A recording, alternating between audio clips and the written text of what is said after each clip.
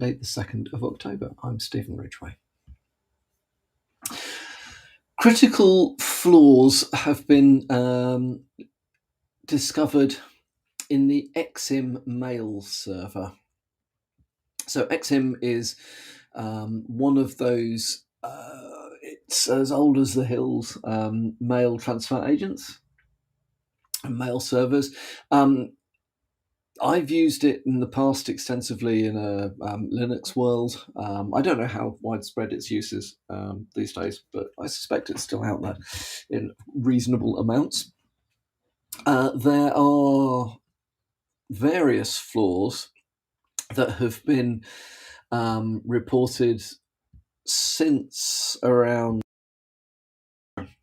June of last year, all of which combined together leaves Exim in a bit of a vulnerable state.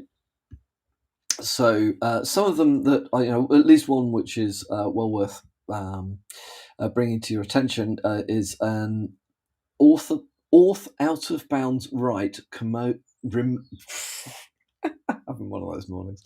Remote code execution vulnerability, CVE 2023 42115. Gets a CVSS score of 9.8. There are a couple of others with CVSS scores of 8, 8.1. So most important at the moment then is to look to make sure that you have applied any patches that are available if you are running Exim as part of your mail environment. So there's link in the we'll link to the article in the Hacker News that explains what's going on, but it's basically make sure you're keeping on top of your patching moment.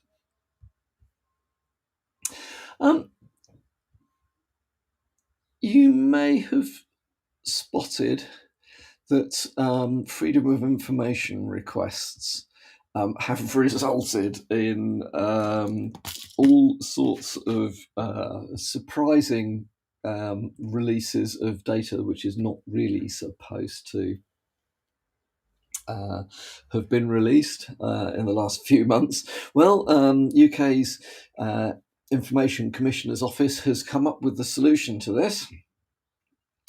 They say that, wait for it, stop using Excel spreadsheets. So in the face of data breaches off the back of freedom of information requests, government agencies are being told to stop using spreadsheets. I'm absolutely certain this will make sure that the issue goes away immediately. We will never again have yes, a hint of sarcasm. I think they're like really seriously, yeah, all right, I suppose. Somebody says, I want this information under the Freedom of Information Act. And you go, oh, there's a spreadsheet with that. I'll send you the spreadsheet.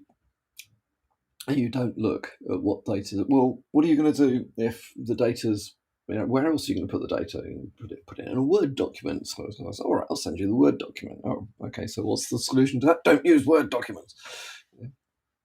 Databases, well, all right, I'm not going to go through and look at every field and every value.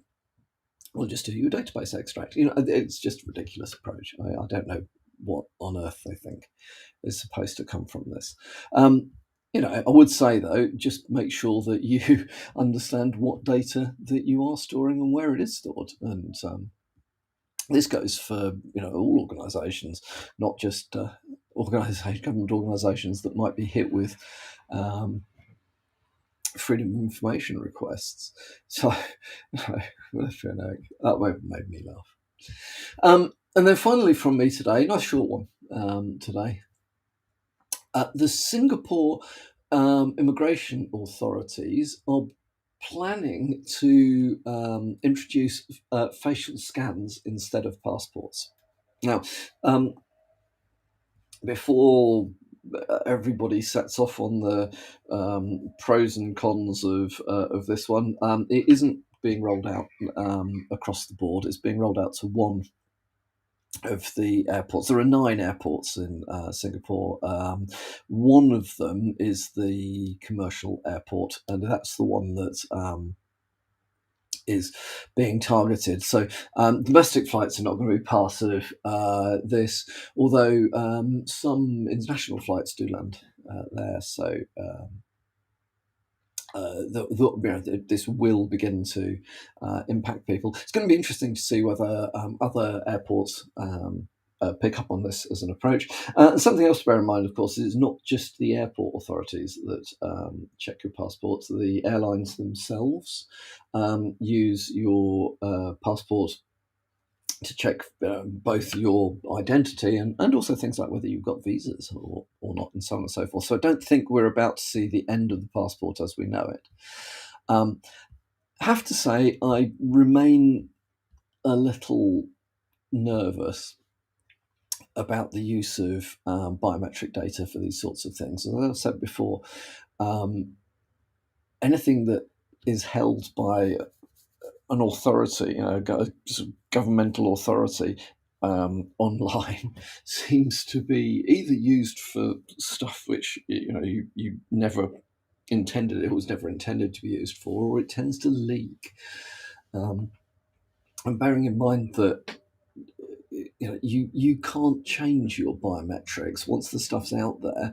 If people have got it, they can impersonate you in ways which you can't do anything about that. And just bear in mind what I mean by that is, once, let's say, your facial image is digitized, you can inject that digital stream into whatever the authentication process is. It will recognize it as you, because in the end, we're just looking at a bunch of ones and zeros in the right order. So it is, I think, opening up a whole new realm of potential vulnerabilities and exploits. And I don't know, but I don't get the impression that this stuff is particularly well understood or thought about in the cyber security business, let alone in the